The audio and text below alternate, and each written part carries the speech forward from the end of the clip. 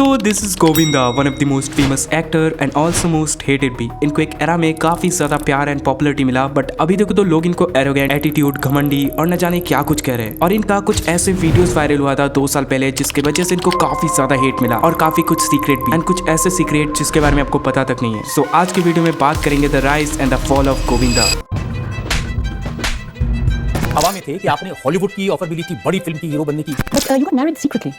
शुरू में गोविंदा को पता नहीं था कि उनको कैरियर में करना क्या है आफ्टर बीकॉम ग्रेजुएशन। फिर उनके फादर के कहने से वो मूवी इंडस्ट्री में कदम रखे। फैमिली फिल्मी बैकग्राउंड के होने की वजह से उनको काफी हेल्प, बट गोविंदा सर जैसे मेहनत और स्ट्रगल शायद ही किसी एक्टर ने किया होगा इन 80s। एंड वो एक ऐसे एक्टर है जिनसे Amitabh Bachchan, Salman Khan and many more actor compete करने से पहले 100 बार सोचते थे। बेटर ना एक्टर आया है ना एक्टर आएगा, और वो है गोविंदा।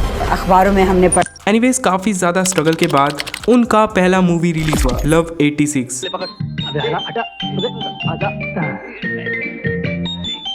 इसके बाद मूवीज लाइक इल्जाम, सिंदूर, मरते दम तक एक्सेट्रा काफी हिट एंड पॉपुलर मूवीज वो बॉलीवुड इंडस्ट्री को दिए। इवन फैंस उनके डांस को काफी ज्यादा एडमायर करते थे 80s के जमाने में। इससे भी उनको काफी फेम एंड पॉपुलरिटी मिला। इवन दो उस टाइम मानो गोविंदा का हर एक मूवी काफी ज्यादा पॉपुलरिटी गेन कर रहा एंड फिल्मों के वजह से उनको मोर देन 16 अवार्ड मिले थे। इतने सारे पॉपुलरिटी एंड फेम के बाद वो एक सुपरस्टार बन गए। उनके comedy, dance steps and acting के वजह से उनसे मिलने के लिए लोग भीड़ कर देते थे।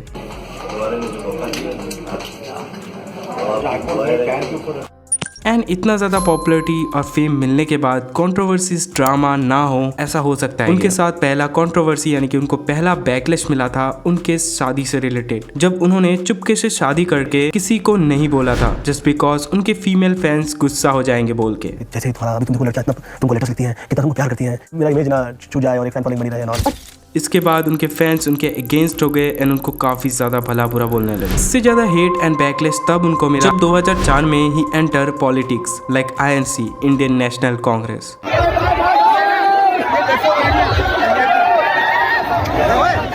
And he also won the election with 50,000 vote. इससे उनको फिल्म एंड मैनेज करने में काफी ज्यादा दिक्कत हो रहा था। पॉलिटिक्स ज्वाइन करने की वजह से उनको थोड़ा बैकलैश जरूर मिला था। इसके बाद 2008 में संतोष राय केस उनके लिए बहुत ज्यादा प्रॉब्लमेटिक था। संतोष राय केस में बेसिकली हुआ ये था कि गोविंदा मनी है तो हनी है की शूटिंग के प्रेस कॉन्फ्रेंस किए थे एंड उसी दौरान एक बंदे के ऊपर का नाम था संतोष राय, उसको थप्पड़ मार देते हैं,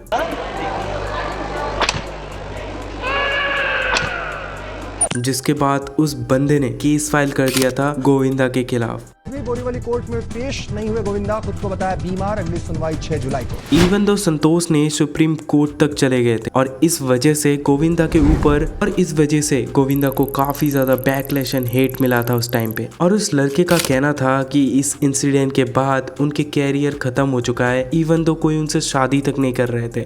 थप्पड़ कांड के चलते नहीं हो रही शादी, इसके वजह से मेरा कैरियर बाद में जाके गोविंदा एडमिट करते कि वो उनसे अपोलॉजी किए हैं, जिसके बाद ये कंट्रोवर्सी खत्म हो जाता है। लेकिन उस बंदे का कहना था कि गोविंदा उन्हें अभी तक सॉरी नहीं किया है और ये केस अनरिजॉल्व रह गए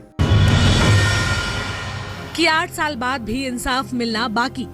फिर इसके बाद एक रूमर स्टार्ट हो गया था गोविंदा के शादी के बाद। बेसिकली रानी मुखर्जी के साथ एक रोमांटिक रिलेशनशिप था गोविंदा का। ये कहना था काफी सारे ऑडियंस, रिपोर्ट्स एंड पेपराजीज का। ना देना। एक दिन किसी जर्नलिस्ट का रानी के साथ इंटरव्यू था। जब जर्नलिस्ट उनके होटल रूम में पहुंचे तो उस होटल का गेट गोविंदा ने खोला और इसी रूमर्स के चलते गोविंदा को काफी बैकलैश मिला, पर इसके बाद इन दोनों एक्टर ने इस बात को डिनाई कर दिया। एनीवेज इसके बाद एक और रूमर स्टार्ट हो गया था गोविंदा एंड उनके वाइफ सुनीता आहूजा के लिए। बेसिकली रिपोर्ट कह रहे थे कि वो दोनों डिवोर्स लेंगे। इवन दो रूमर इतना ज्यादा फैल गया था कि कुछ रिपोर्ट्स ये तक कह रहे थे सुनीता आहूजा लीगल एक्शन तक ले लिए गोविंदा के ऊपर। Govinda is a very good son but husband नहीं। आप इमोशनली एक इंसान को प्यार करते हो। जिसके बाद लोग काफी ज्यादा क्यूरियस हो गए जानने के लिए एंड देन ये ड्रामा भी खत्म हो गया रूमर्स के चलते। ऑल्दो इसके बाद 2024 में उनके ही लाइसेंसेबल रिवॉल्वर से उनके लेग पर गोली लग गया था, बट वो सेफ थे क्योंकि लेग इंजर हुआ था।